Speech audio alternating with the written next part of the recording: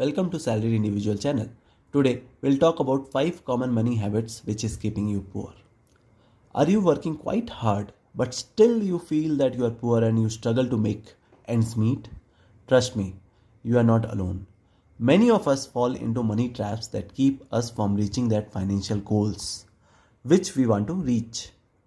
Your bank account never seems to grow and you feel poorer day by day. This is because it is not about how much you are earning, but how well you are managing your money. So in this video, we will go through 5 common money habits that might be quietly damaging your finances and keeping you stuck in a cycle of living paycheck to paycheck. Stick around to see if you can recognize any of these habits and habits in your personal life and how you can break free to start building that wealth. So let's get started. Number 1 reason, living beyond your means. If you are a person who is constantly spending more than what you earn, then this habit is keeping you poor. It is quite simple to think about it. Let's say you get certain amount of money, that is your income, and if the amount of money you spent is more than your income, then you are in trouble. As simple as that. I would say even if you are spending say 95% of your income, then also you are in trouble. And that will keep you poor. Basically, you are living paycheck to paycheck and not investing. Investing certain amount of money from your income will help you to increase your net worth and eventually you will become rich. I know we all love to spend money on certain things, be it traveling, eating out, having newest gadgets, but the problem comes when we are spending more.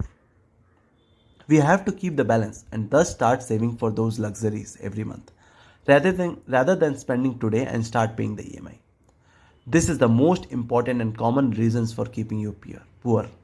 Once you change this habit, you are all set to become quite wealthy. Number 2, prioritizing short-term gratification over long-term stability. We live in a society which wants us to spend more money. Every day you see so many advertisements telling you what to buy, the next cool thing, or telling you what you need in your life to make your life better. With sales coming everywhere, be it Amazon, Flipkart, etc., which actually forces us to spend money on things we don't need. Actually, it is designed in such a way that you should buy it now, otherwise you will not get the discount. This gives us little time to think. I have also spent on a lot of things because of this impulse buying. But I have learned my lessons before my finances gets affected. I don't do it now. Rather, I spent money on achieving the long-term goals. It is okay to compromise on your short-term gratification, which allows you to fuel those long-term goals. I'm not saying that you should not buy anything. You should, but give it a week's time to think that you really need them or not. If yes, if you really need that, if you think that you really need that after a week's time thinking, then go for it. If not, then save for it for the future. Number 3, not having the emergency fund. If you are living paycheck to paycheck, then you have no safety net in tough times and thus you will not have any support when the hard time comes, which makes it quite stressful and bring financial instability in your life. Unexpected expenses can come up any day, and if you don't have that set up, your savings or even your future paycheck will be compromised. So it is recommended to have 3 to 6 months of your salary as your safety net, which allows you to weather anything that comes your way. Let's say you unexpectedly lose your job, but you know that you have got that pot of money there in order to support you through that tough time. And knowing that you have some space to reflect, review, and think about your next steps without the building pressure of the financial burdens that you have. Number 4, relying on one source of income. When the pandemic hit, people start realizing that how vulnerable everyone's job is and how quickly you can lose your money, lose your income and your livelihood in the blink of an eye. And it is the case even now with so many tech layoffs is happening.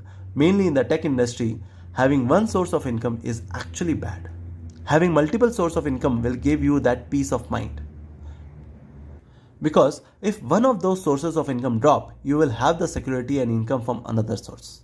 Apparently, everyone should have at least two sources of income and try to increase it further to strengthen the security.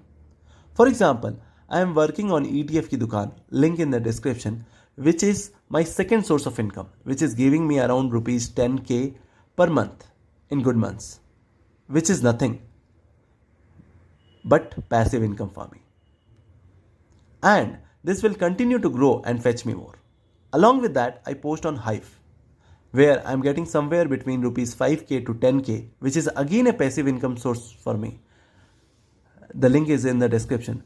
So it's better to have a second source of income which gives you that security.